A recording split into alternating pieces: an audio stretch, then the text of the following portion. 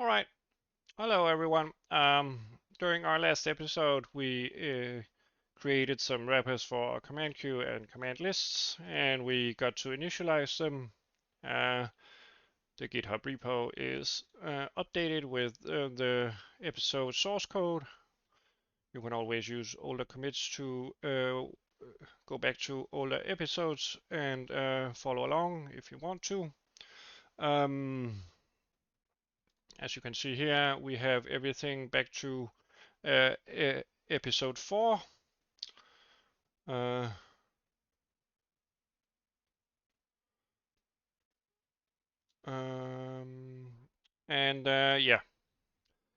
during this episode, we will prioritize doing something to our output here.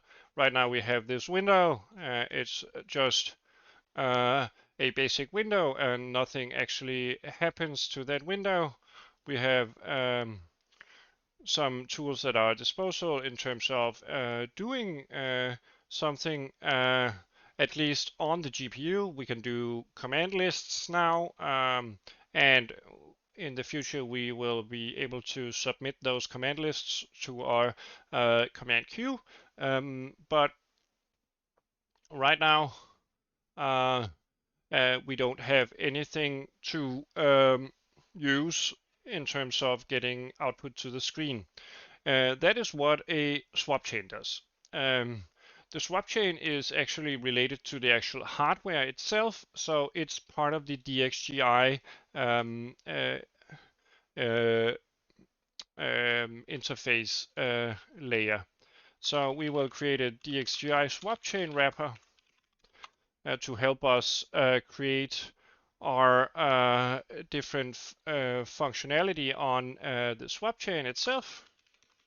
We will, as per always, do the engine namespace, otherwise we go insane.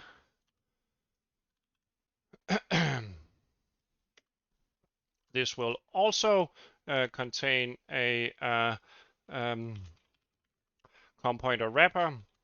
As per usual, you kind of know the drill on how we do the wrappers here on the channel.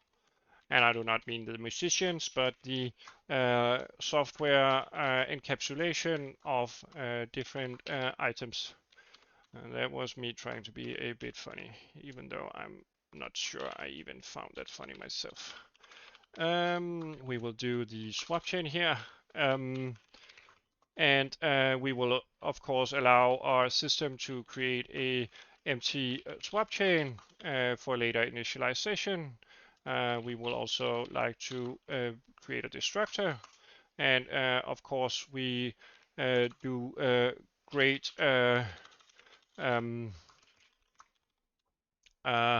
DirectX practice, so we will also provide a release function where we will check if the pointer here is set. If so, we will release the pointer. We will also call release on destruction here. So a SwapChain. What is a SwapChain? What is a SwapChain? A SwapChain is basically this. Wikipedia. We have a screen buffer. We have 1 or 2 back buffers, and we have what we show on the screen. The screen buffer is always shown on the screen. So the SwapChain makes sure that we kind of like have something to render to while we are showing the last frame. This means that it has several buffers, 2 to 3 usually. We will do 2, which it kind of like swaps between so that you get output to your screen.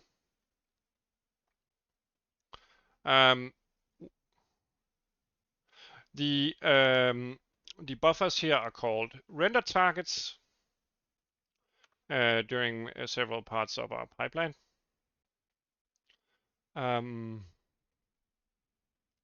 Because they are targets to render to. This means that when we create a swap chain, which is a bit more complicated of a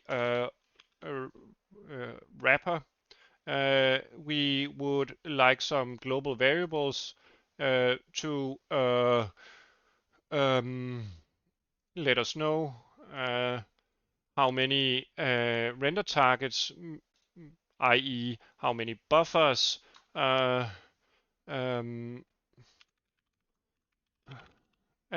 we have available.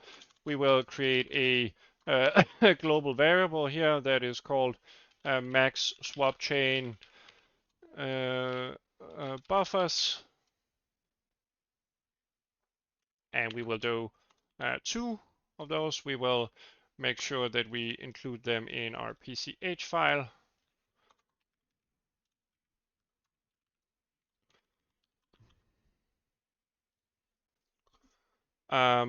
And we shouldn't be bothered anymore with that. The way that we store buffers, let's see, you can see here, DirectX 12 SwapChain.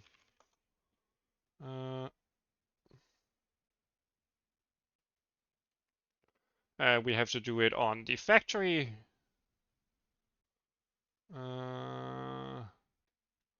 They recommend that we don't use this one since DirectX 11.1. We want to create it for our handle to our window instead. Anyway, we need to use our device to create it. We need our handle to our window. We need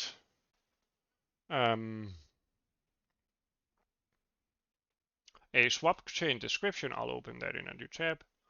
And we will need to do a full screen description. We can set it to null.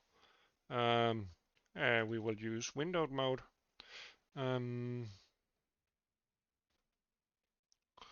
We have some optional outputs. And we, of course, need to store it somewhere. So let's look into the swap chain description.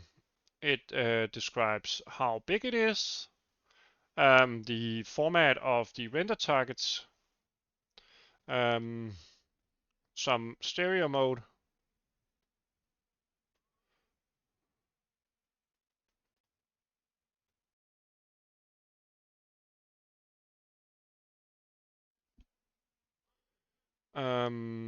I can't actually remember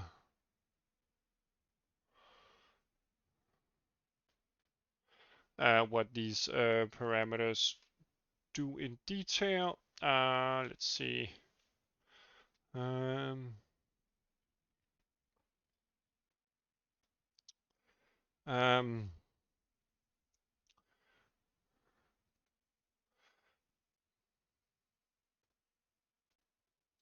We also need a swap effect. Flip is preferred in DirectX 12 as far as I remember.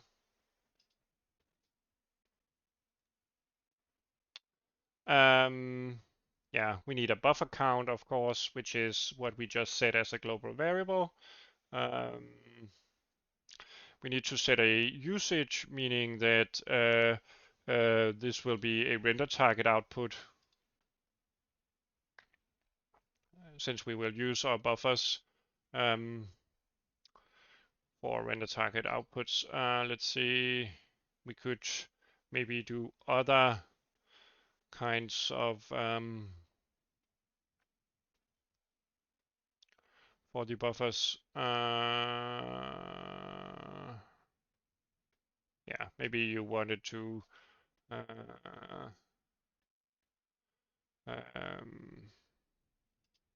maybe render it to the CPU or something. I probably think that this is done during the compute shader stuff. Anyway, the swap effect we already discussed. Flip sequential. Let's see. Swap effect, flip sequential. It will persist the contents of the back buffer after you call that flip mode.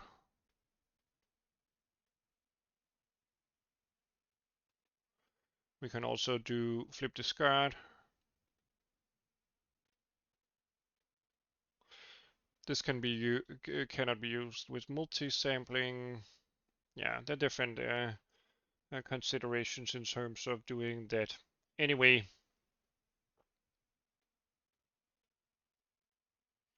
the complicated thing about the swap chain is that it will also need to provide its own buffers, and it's generally a more tricky component to create a wrapper for. Therefore, this will be probably a bit more slow video.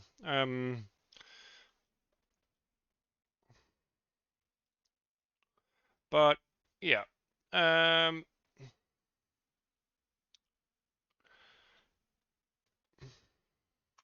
we will have to create some internal buffers.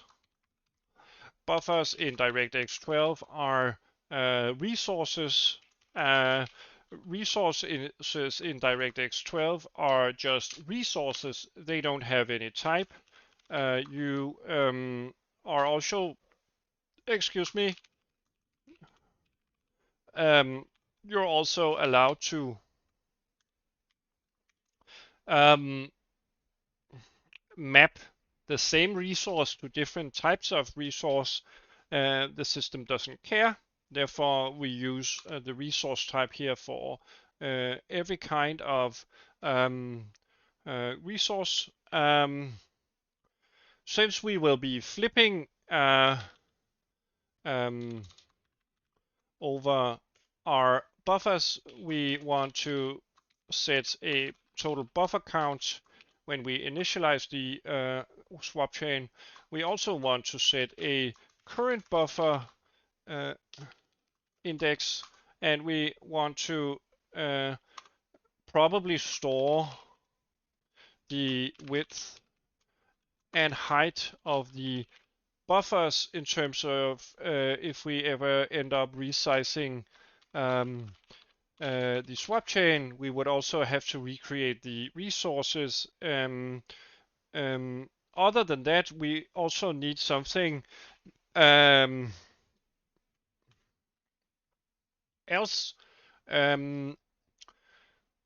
Since the GPU might want to access the render targets during the application runtime, you would have to declare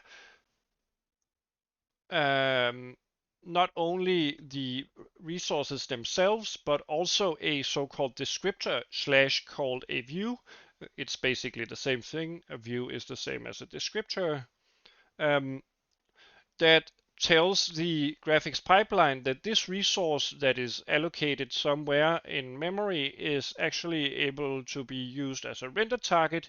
And if you ever need a render target, you can find this so-called pointer in a special place that I'll mention afterwards. Yeah, so it can do lookups in terms of these resources. So not only do we need to create the resources for the swap chain for it to render something, we also want to be able to store references to these objects with information about their kind of like buffer dimensions, what what is a slice, what is the size, stuff like that, which is useful to know when we try to access a buffer with only a pointer. So we will be creating something called a descriptor heap. 12 descriptor heap, which will hold our render target views in a heap. So the description of each resource will be, of course, a render target description, and it will be stored in a heap that holds all our render target views / descriptions. All right. The thing is that the way that these things are stored differ from GPU vendor to GPU vendor. So we're not done pre-declaring values here. We also need to store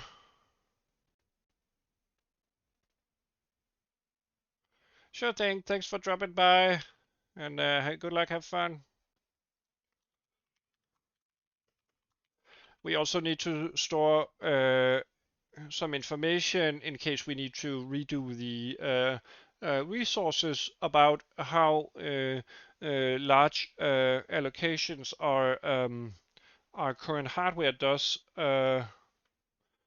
Well, this is actually relating to the allocation of the buffer itself, or rather the descriptor itself. So the amount the pointer has to be increased to find the next render target. Okay. We saw that our SwapChain here needs to take at least a IDX VI factory. Since we have a factory version number 2, we will take that factory and a handle to our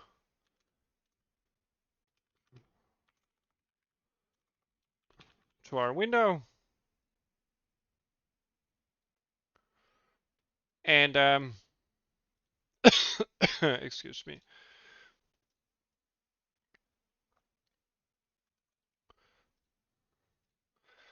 We will need that at least to be able to call our method of creating the swap chain. As we saw here, we will use that. It's also a factory too, so that's great. Okay.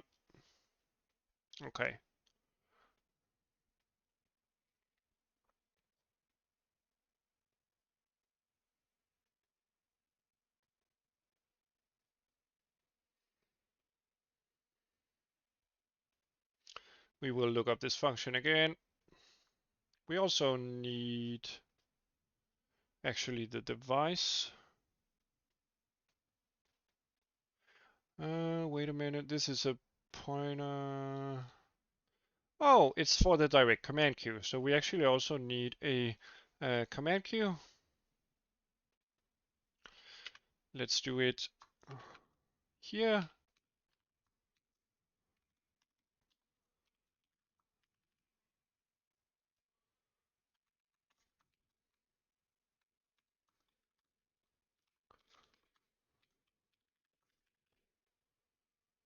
And a handle. Let's say, do we need anything else outside of this?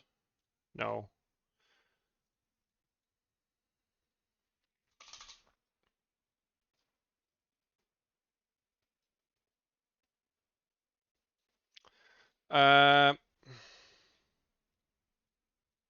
We will expand upon this method later on. We need to Let's see, does this return? Yeah, it returns an edge result. And we call our factory here to create a swap chain for a handle to a window. We will know that this needs a command cube pointer, not a device. We will also need our handle, and we will need a swap chain description. We will give it one in just a sec. And then we will get our address here.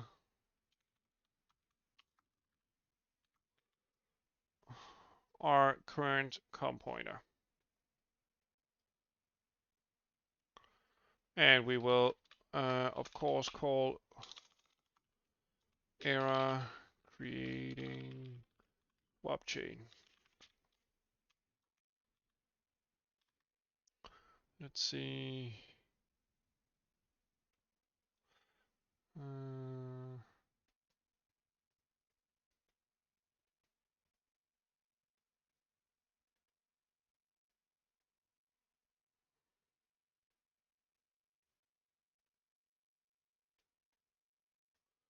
Let's see if we do ddppv args instead. Will it stop complaining? Well,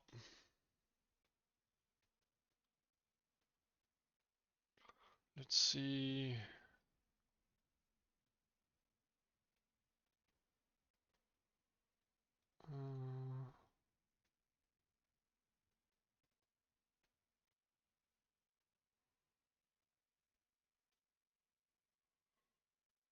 Okay, let's update our swap chain here to 1, and then we can do get address off again. Yeah. Okay.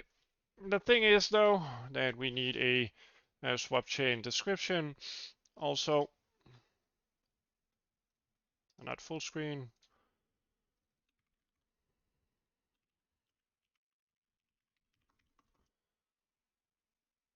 And we will, of course, initialize that as 0. Did we did we do that?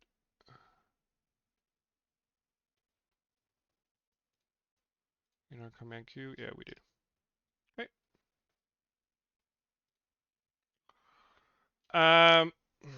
The structure here holds a width and height information, so wouldn't it be nice if we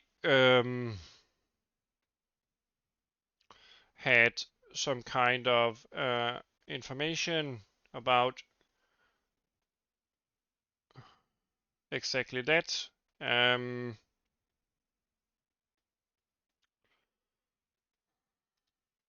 We even have created member variables to store them in. Let's do some const uints width, height,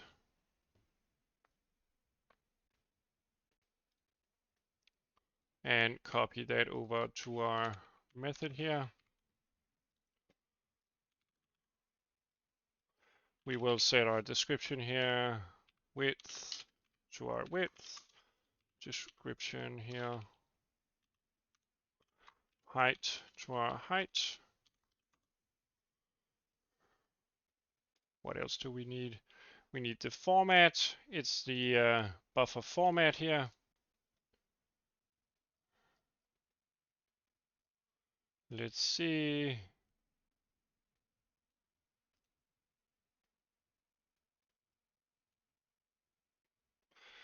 We will need a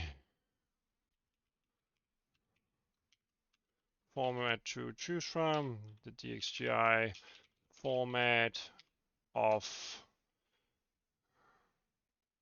floating point numbers, one for red, green, blue, and alpha, 16 bytes. That seems fine.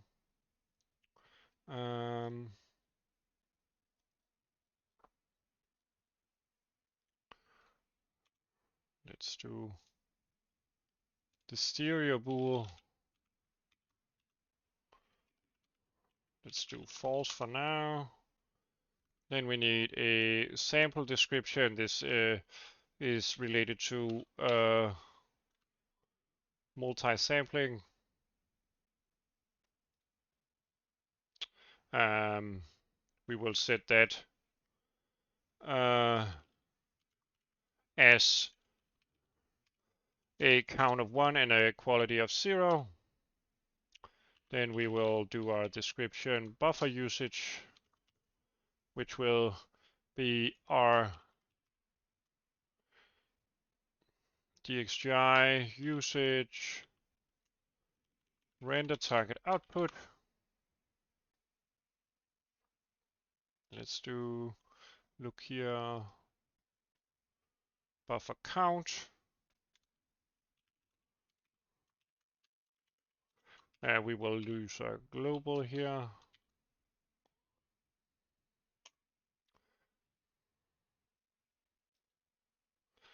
We will also store that global m buffer count. I know this is kind of like redundant, but maybe we wanted to be able to change or reduce the amount of SwapChain buffers. Next, we do some scaling. Stretch, none. No, we won't be doing any scaling.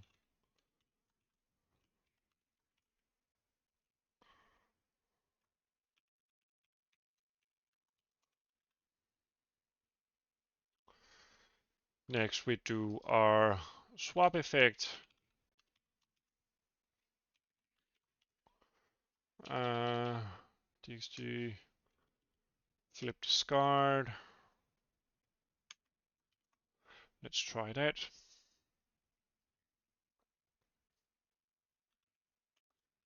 It just swaps the pointers as far as I know, so it probably doesn't matter.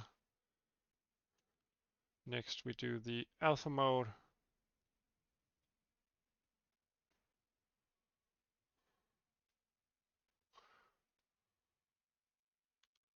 Yeah, we will ignore the transparency behavior.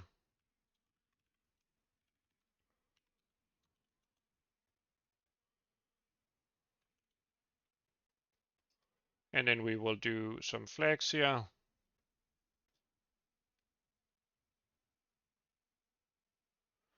Do we find anyone interesting?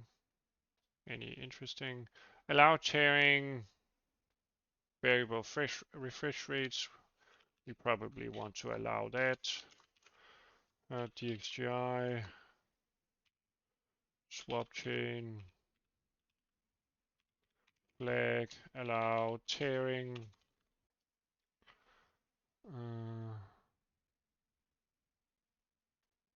And we also need to use a swap flip, but we're already doing that.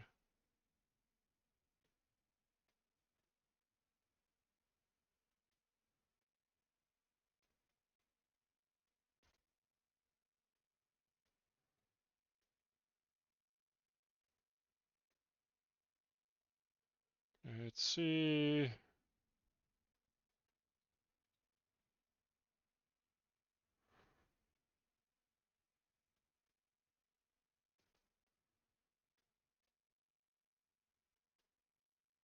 Yeah, we would like to allow switching.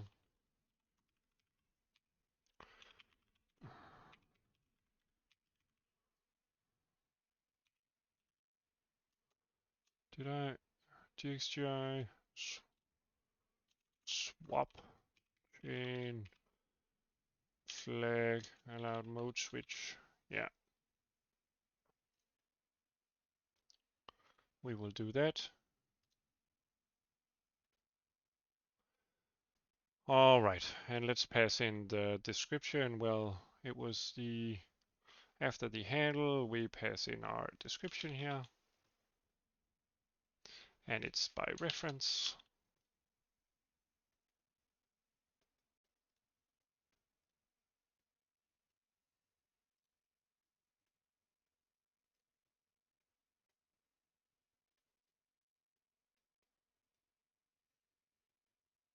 All right.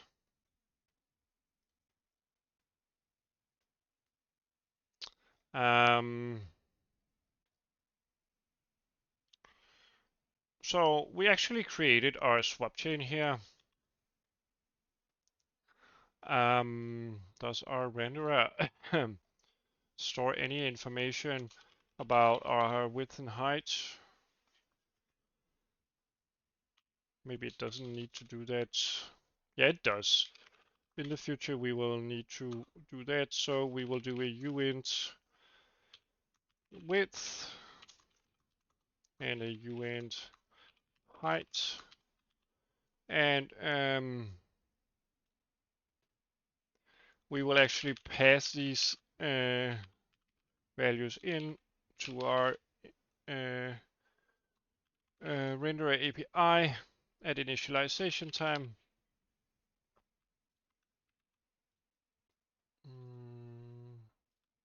Let's see. We will do that, and then in our application where we actually, let's see, call this. We don't need these for now. Maybe we want some values here. I know we will store them different places, but we want to access these variables, and they are not that big to store.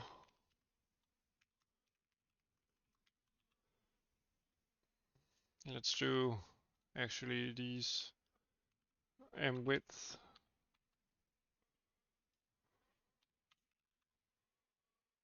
and m height.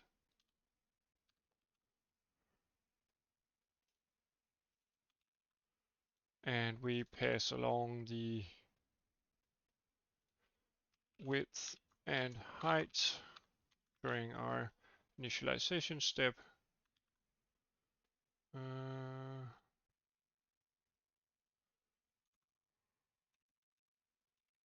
We want our m width to be our width. We want our m height to be our height. And then when we want to create a swap chain here,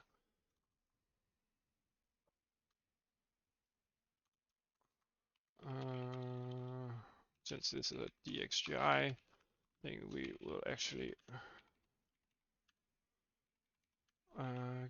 create that before the DXGI swap chain, and we will initialize that by getting our factory pointer, our command Q pointer, our handle to our window, and our width and our height. Let's try doing that. Did we implement the release? Yeah, we did. And up here, when we call release, m swap chain, call release. All right. We have some errors here. Okay. We also have some stuff related to our stored member variables, YouTube API here.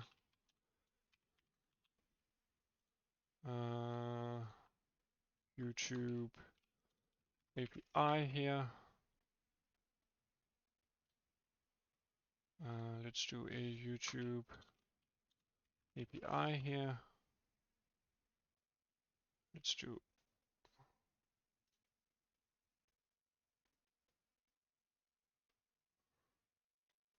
I think we did.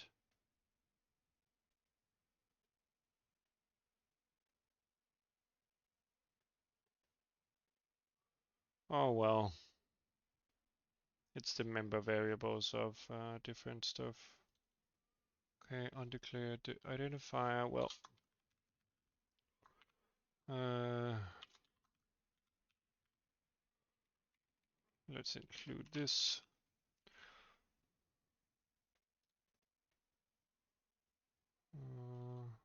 The command queue. Okay. D3D12. Okay. Include the global settings as well.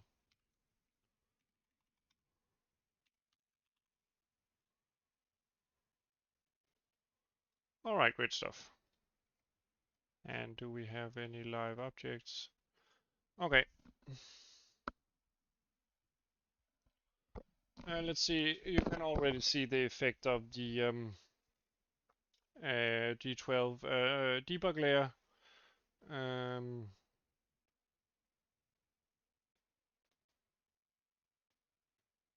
We have a problem.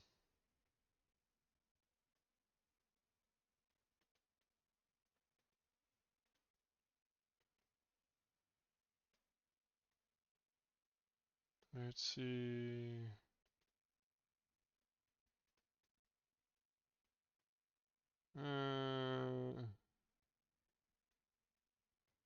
Didn't we specify the correct format? I think we did. Let's see. But it's only support this format. Is that different? No. Oh, flags. Whoops. There we go.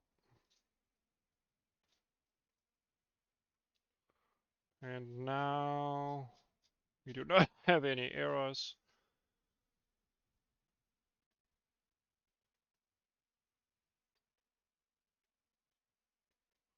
Okay. So now we successfully created our swap chain.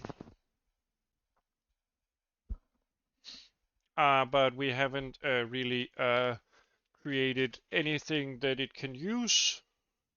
So we can't really use it yet. And I think a nice scope of this episode here will be to actually render something to the screen. And remember, I specified that we would need to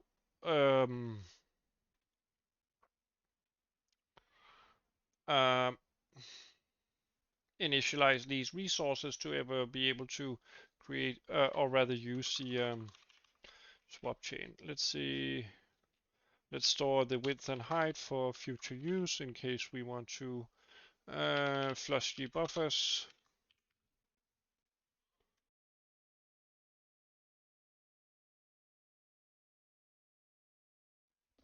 Okay, we will do the actual descriptor heap, which is the heap that stores our pointers to our render targets. This is called by using the device. So since we haven't supplied a pointer to our device, we also need to do that. Maybe we do it as, well, we don't really care. I do think it's always nice to include the device here as one of the first parameters. In our renderer API, we also need to get the device pointer here. Then we will create our descriptor heap. We need a descriptor heap description for that. Let's do RTV heap description here and initialize that to 0.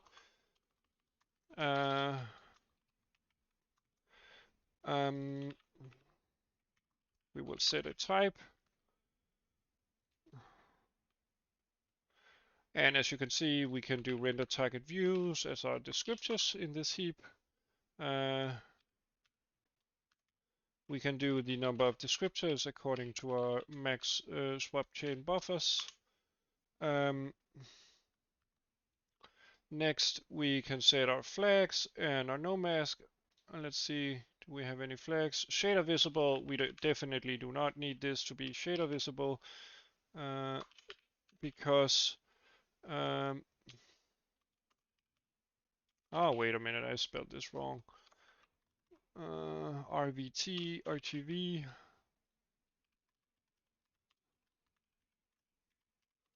RTV, descriptor Heap, flags, none, RTV, descriptor Heap, node mask, none, because we don't do multi-GPU.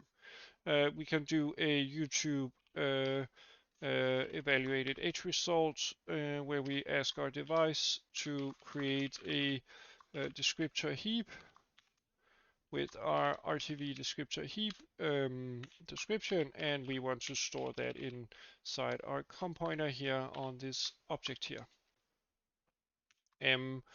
RTV heap get address of and error creating the RTV heap. The thing about these descriptors well,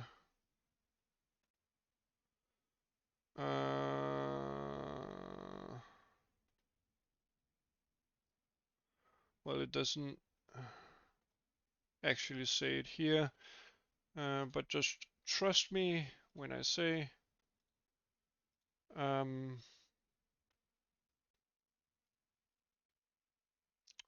that we need to figure out how much our pointers need to be incremented for this actual device, and we can use this function with specification of our type excuse me, and store that. So right now we have a heap that can be used to create views to our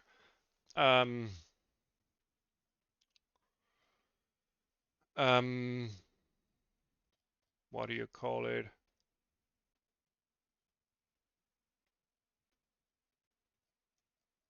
What do you call it?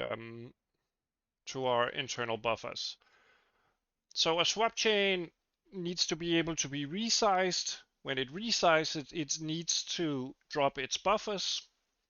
Whenever we want to allocate buffers, we need the device, which means that we would preferably store a reference to our device. It will not go out of scope as long as the API has a reference count to the actual device underlying. So the life cycle is managed, and we can do a raw pointer which we store, and we shouldn't get in trouble here. And we simply store that pointer for future reference. So we then want to make a method that creates our buffers.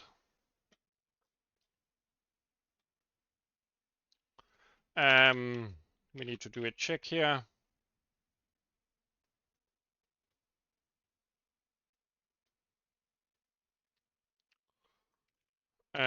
If we do not have initialized our swap chain here, we would like to return and print a error message.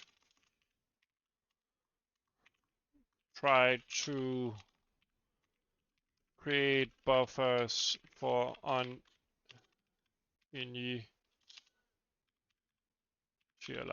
swap chain.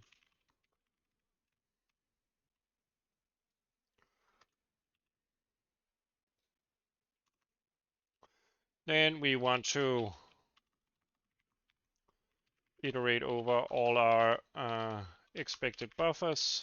this will have a value once we have initialized. That's also another failsafe we need to initialize before we can even create the buffers.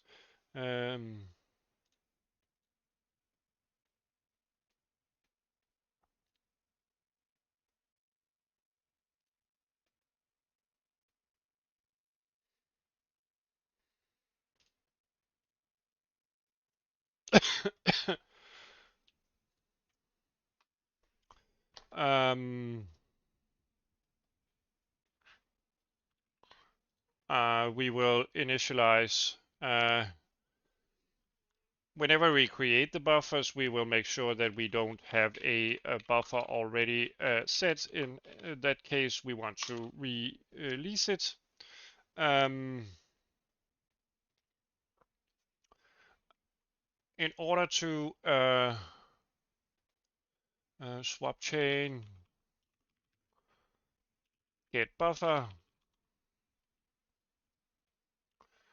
access one of the SwapChain's buffer.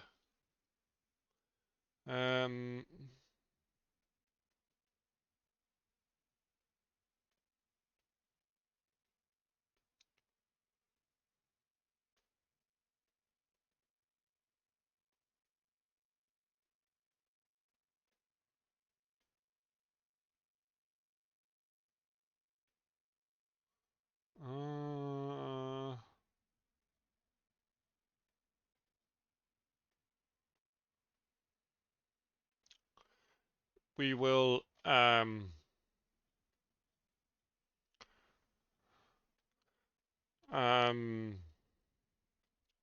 do you call it? Does this return anything? Yeah, it returns an H result, so we can always evaluate if it doesn't work. We want to, as the swap chain here, to get a buffer with the index of I, and we want to store it in the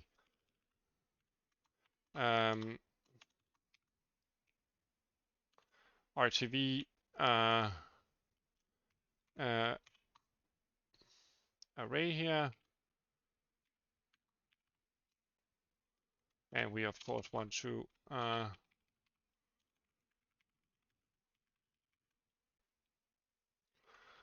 for swap chain index I.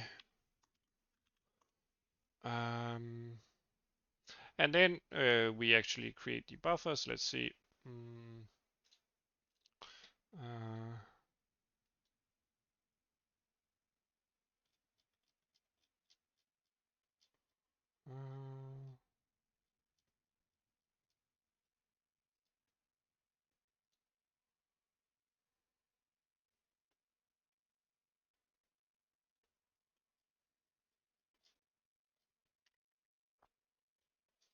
We would, of course, like to be able to do that after we initialized.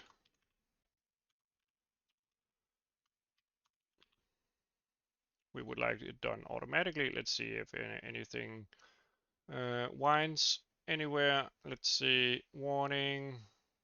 Okay, we have something that we would like to release. Then for each buffer,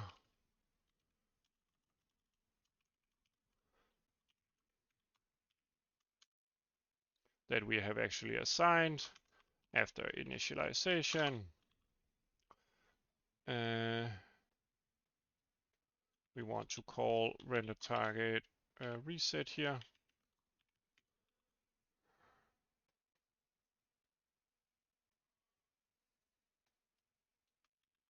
And we probably only want to do that if we actually have a initialized thing here. Let's see, that took care of the error during the live dump.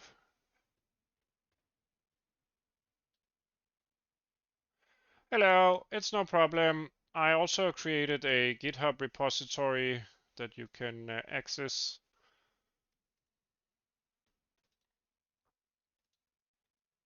To the users on Twitch, I'm sorry, I'm not very responsive in the Twitch chat. since this is primarily a YouTube exclusive. It's not part of my regular streaming series, which is of course both on YouTube and Twitch. Anyway, so we create our buffers here, but we created this descriptor heap here, and we haven't really mapped the descriptors in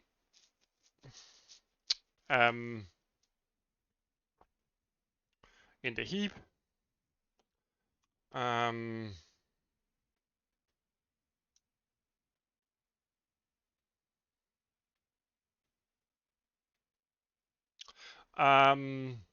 We would like to be able to assign a excuse me, render target view here, a so-called descriptor. We would need our resource, which will be a render target pointer, and then a render target view description.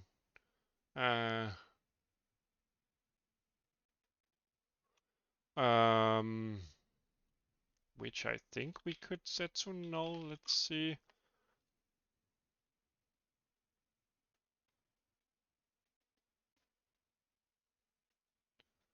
Hello. Let's see. Default descriptor if possible. So we don't need to specify that. And then we need a CPU descriptor handle, meaning where do the CPU actually find this? So we will have to specify that. Descriptor handle, CPU handle, and we will ask our heap here, could you get us the start of your CPU address? And then, since we might do this for several buffers, we would like to change the underlying pointer a bit. The pointer here, we would like to increase. Let's see, is it? Yeah, it's a size t, so whatever we want to multiply with needs to be cast like that. We know that with the hardware-specific increments on the heap between the pointers is hard-coded into the API and is possible to retrieve during our initialization step. So we will simply, for each render target, iterate over these. Let's see, this doesn't return anything, so we should be good and do not need to evaluate that.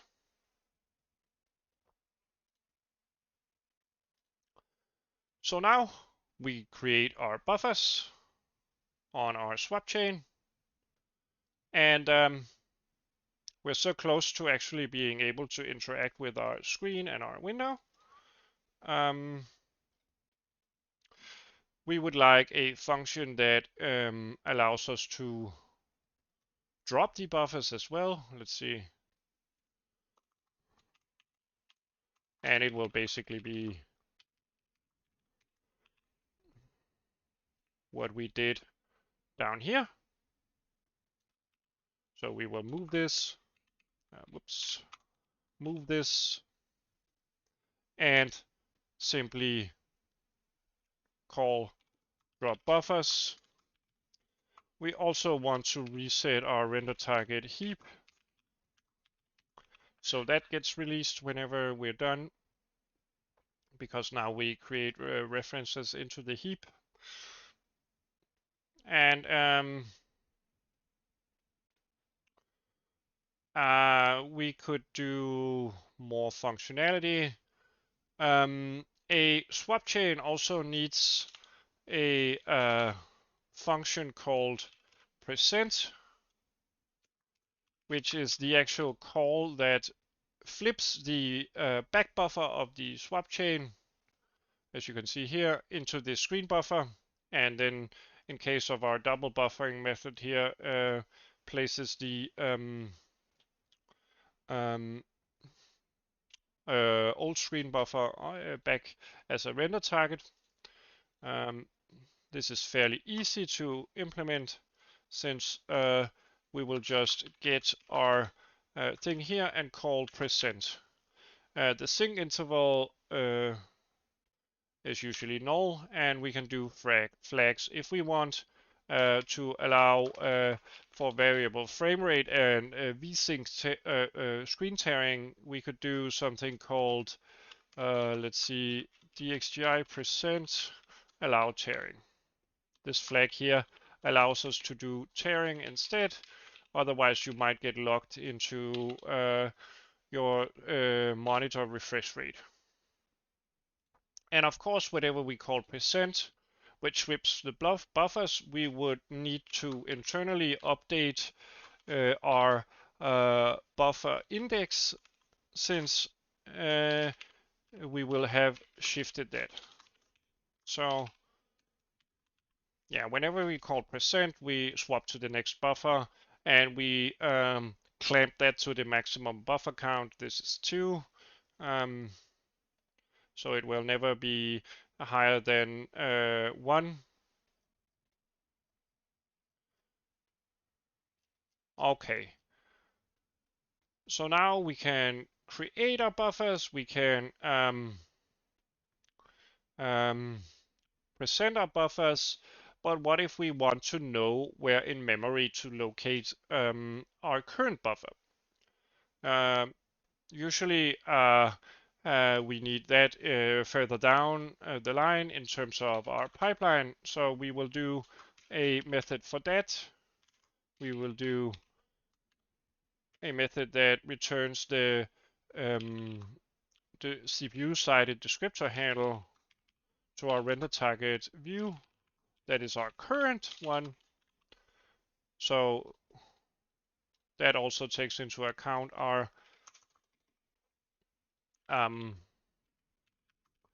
current buffer index. We will take our heap and ask for the start of the heap. We will again manipulate the pointer by increasing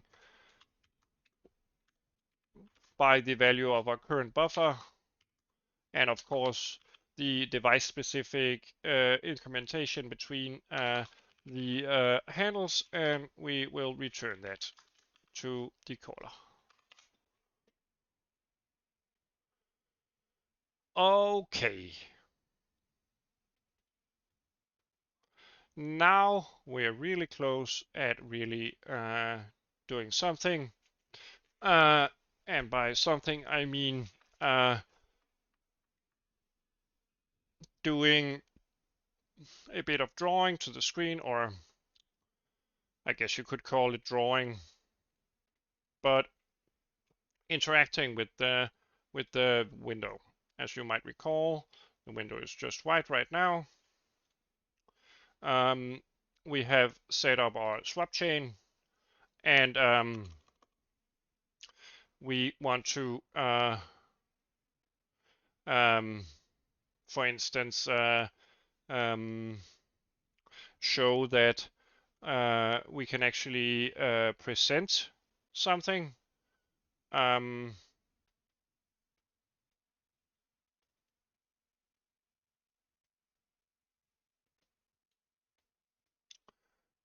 Maybe our render API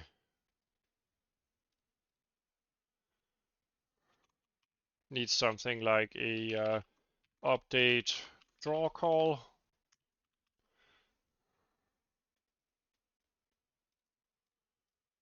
Which we will implement here. That will run during our application runtime here. Let's see, we don't need the Windows procedure. We need the update function here, render update draw.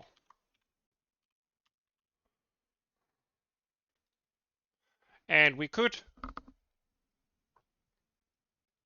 combine our stuff here.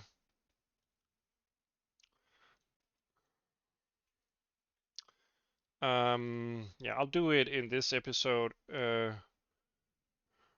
So far it's a bit long, but we will prioritize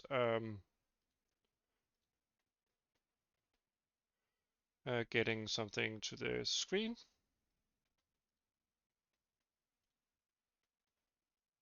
yeah, it's been an hour. It's a bit long, but the SwapChain is a complicated object.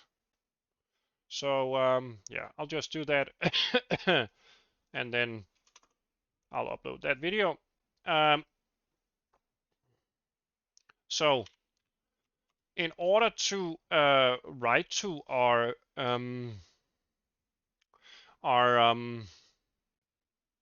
SwapChain, we need to do some resource handling in DirectX 12.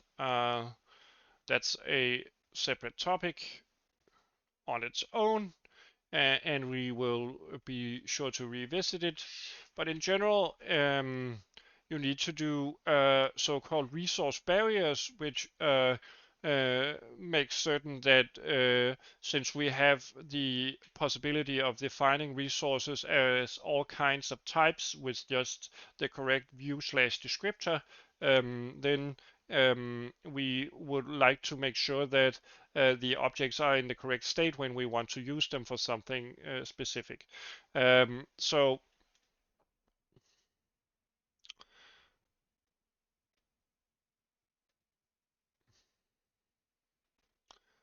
I'm unsure whether this will give us a error, but we will try it out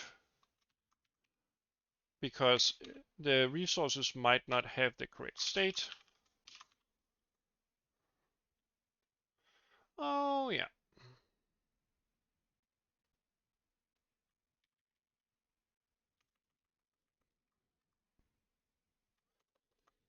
Okay.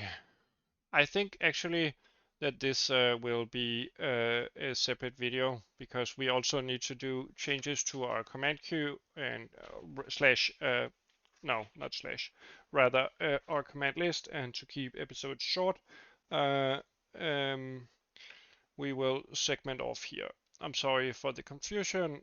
Be sure to watch the next episode because we will start doing a bit of output to our screen. I'll try to keep that episode short. I'll,